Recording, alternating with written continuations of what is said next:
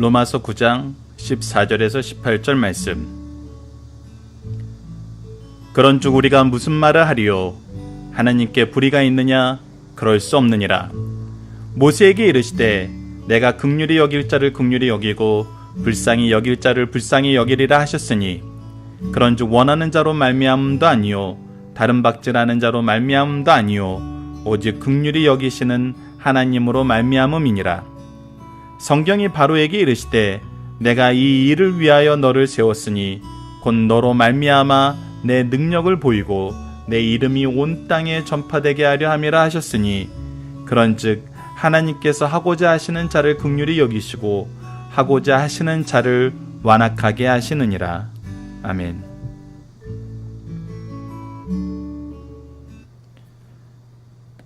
안녕하세요. 승리한사 가족 여러분, 그리고 강성성경 연구원 여러분, 오늘 로마서 9장 14절에서 18절 말씀입니다.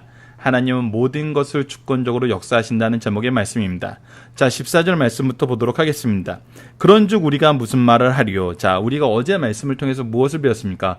오직 은혜만 바라보게 하시는 하나님의 선택과 유기는 우리가 무엇만 바라보게 하냐면 은혜만 바라보게 만들고 은혜의 빚진 자로서 은혜의 통로가 되게 하심을 우리가 배웠어요.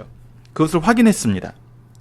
그래서 이 안에서 우리가 무슨 말을 하리요? 우리가 은혜 속에서 살고 은혜를 전하는 자로 사는데 하나님의 은혜만 우리에게 보이고 은혜의 역사가 우리를 주관하고 있는데 어떻게 하나님께 불의가 있다고 얘기할 수 있어요?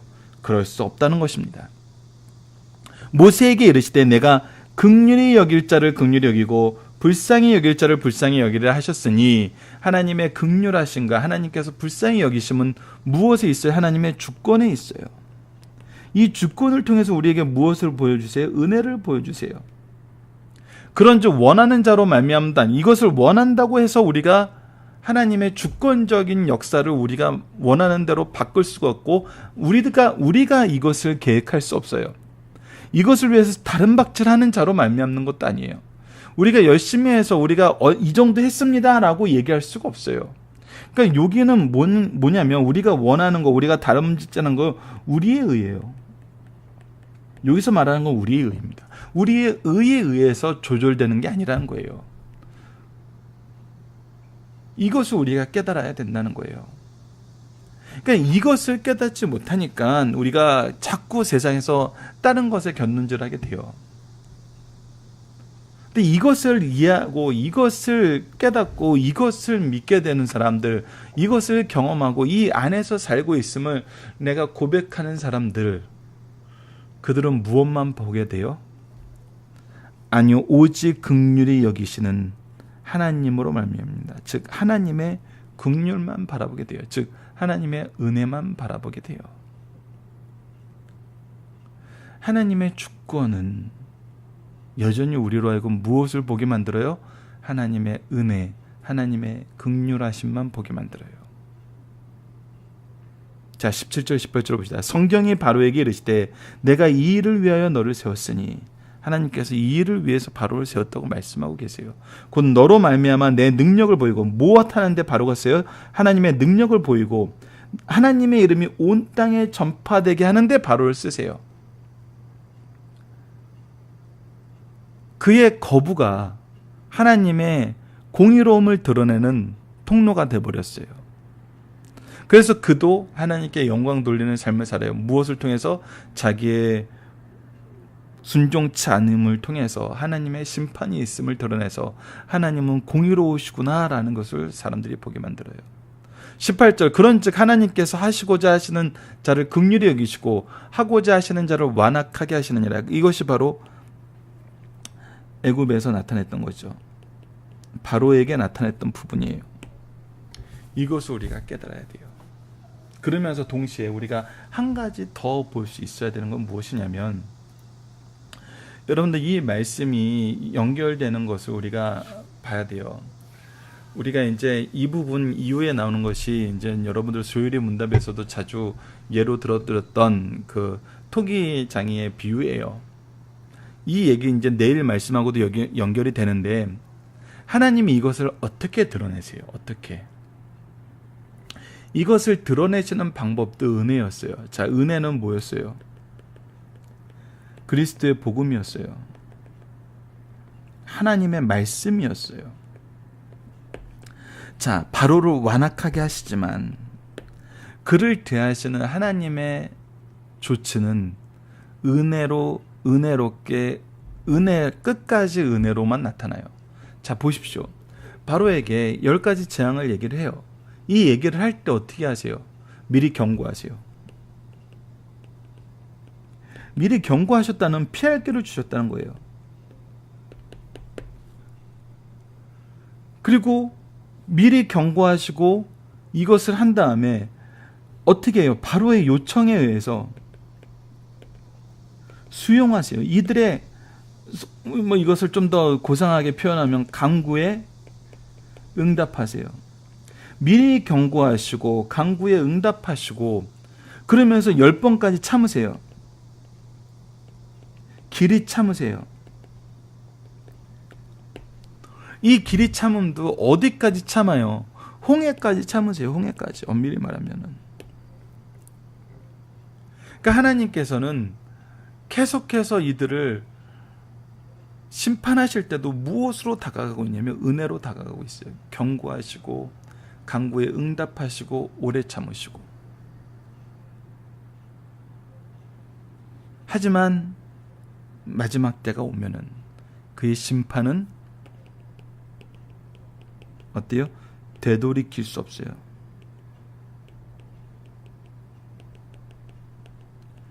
이것을 알아야 돼요. 이것이 하나님의 주권적인 통치의 모습이에요. 심판의 때가 오면은 되돌이킬 수 없는. 하지만 그 전까지는 어떻게 해요? 완악한 자에게도 끝까지 은혜로 대하세요. 은혜로 대하세요. 하나님을 인정하게 만드세요. 여러분들 출애굽기에서 가장 놀라운 거는 애굽의 위정자들이 자신들이 죽게 되었다고 고백하는 걸 통해서 하나님만이 참되고 유일하신 하나님이심을 그들로 하여금 고백하게 만든다는 거예요. 우상의 시조가 되었던 그 애굽 땅이 여러 우상들의 탄생지었던 그런 애굽에서 오직 하나님만이 인정받는 것으로.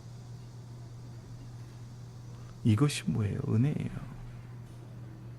그러나 그들은 이 은혜를 무엇으로 대치했어요? 그들의 완악함으로 대치했어요. 그들이 인정하지 않음으로 대치했어요.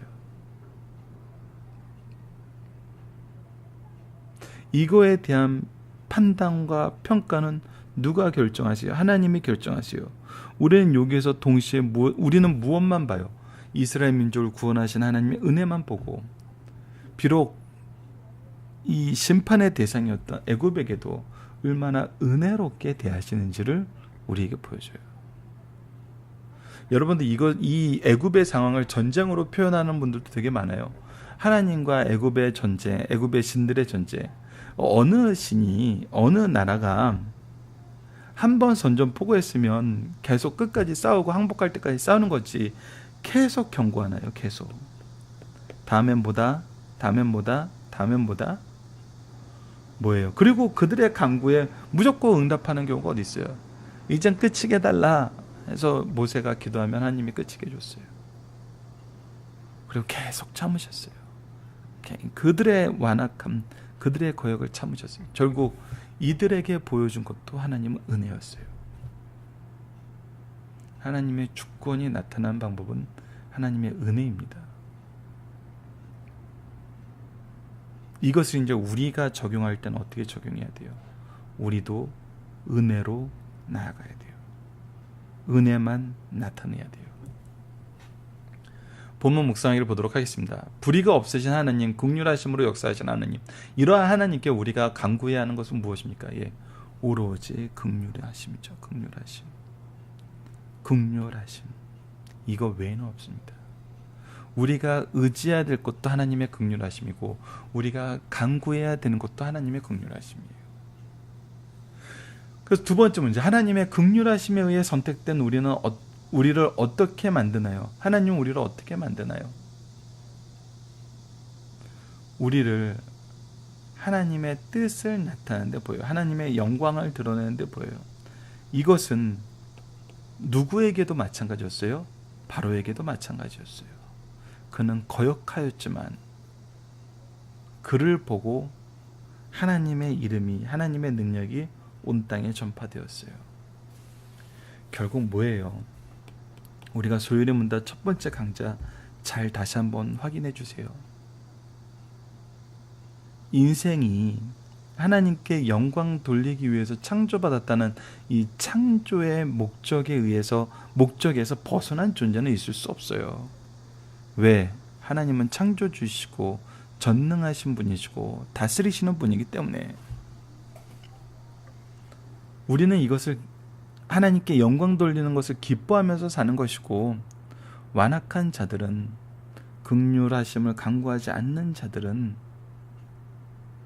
이것을 거부함으로 하나님의 심판을 통해서 그의 공의가 나타나는 것으로 하나님께 영광을 돌린다는 것입니다.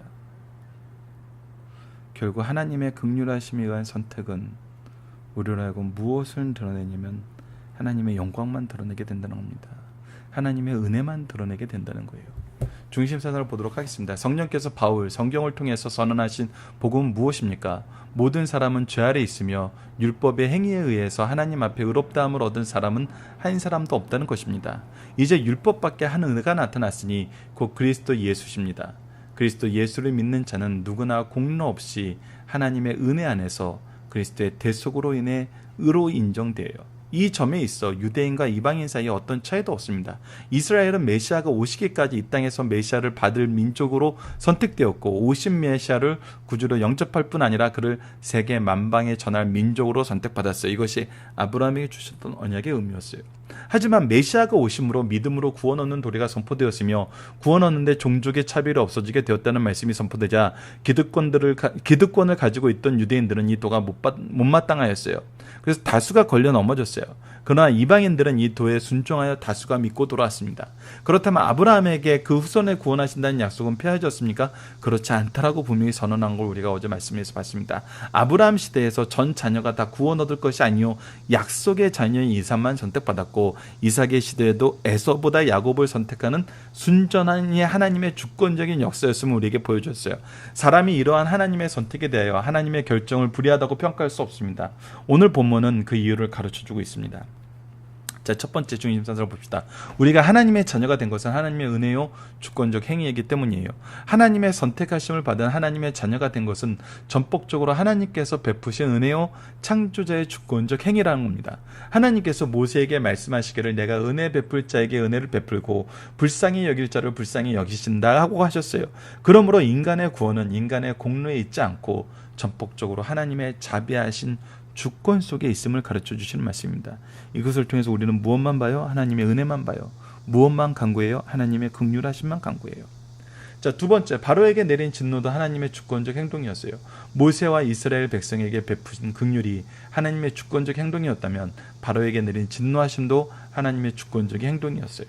모세와 그 민족에게 하나님의 긍휼하심을 보이셨다면 바로의 완악함을 징계하심으로 하나님의 능력을 이 땅 사람들에게 나타내셨어요. 동시에 하나님의 이름을 온 땅에 전파하게 하셨습니다. 그리고 이것을 드러내는 모습도 뭐였어요? 은혜였어요. 미리 예고하시고 간구함에 응답하시고 길이 참으셨어요. 세 번째, 선택은 하나님의 절대 주권에 속한 것입니다. 그러므로 사람에게 하나님의 선택 이상 더 큰 영광이 없습니다. 하지만 선택받지 못한 자들은 하나님의 주권적 통치나 선택적 결과를 인정하지 않기 때문에 선택받지 못한 일로 이 땅에서는 행복이나 불행을 느끼지 않아요. 하지만 이들이 마지막 날 심판에 나가서 불평하거나 원망할 수 없는 것은 자신이 지은 죄가 얼마나 큰지 깨닫게 되고 그로 인한 영벌의 선언이 당연한 결과라는 것을 알기 때문입니다. 우리가 하나님의 긍휼하심을 입은 것은 오직 하나님의 은혜임을 강하게 보여주시는 말씀입니다. 살펴보기 정단 여러분들 카페를 통해서 확인해 주시고요. 적용합니다. 우리가 삶 속에서 하나님의 주권을 인정하며 긍휼을 간구하는 삶을 산다는 것은 세상과 어떠한 삶의 차이를 드러내는 건가요? 우리가 의지해야 될 분은 누구라고요? 하나님이라고요.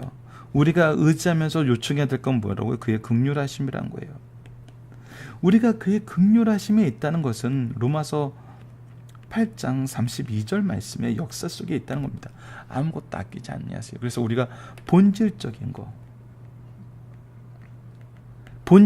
거에 집중하게 만들어요. 본질적인 것은 뭐예요? 하나님과의 관계예요. 그 관계 안에서 하나님의 긍휼하심을 바라는 거예요. 하나님의 일하심을 요청하는 거거든요. 이것이 본질적인 것입니다. 다른 것이 본질적인 것이 아니에요. 이것을 하면 우리가 얼마를 벌 수 있어? 이것이 본질적인 것이 아니에요. 이것을 하면 우리가 어떤 효과를 얻을 수 있어? 이것이 본질적인 것이 아니에요. 세상적인 것이 본질적인 것이 될 수 없어요. 오직 하나님의 말씀만이 본질적인 것이 되고, 하나님의 은혜와 긍휼하신 것만이 본질적인 것이 되고, 하나님의 구속사만이 본질적인 것이고, 하나님의 언약의 말씀만이 본질적인 것이란 거예요. 그 외에는 부수적인 거예요. 그런데 우리는 세상 삶은 어때요? 부수적인 것을 내 중심에 놓게 되면서 살게 되죠. 거기서 삐거덕거리게 되는 것입니다. 자, 우리는 하나님의 사랑에 대해 무엇을 경험하고 고백할 수 있나요? 그의 긍휼하심입니다. 말씀을 기초로 기도하기를 통해서 마치겠습니다. 하나님, 우리가 인생을 살 때 가장 중요한 것이 하나님의 주권을 인정하며 하나님의 은혜 속에 살기를 간구하는 삶의 자세라는 것을 깨닫게 하심을 감사합니다. 우리가 연약할 때 세상을 의지하지 않게 하시고, 우리가 강할 때 교만하여 스스로 자랑하지 않게 하심을 감사합니다.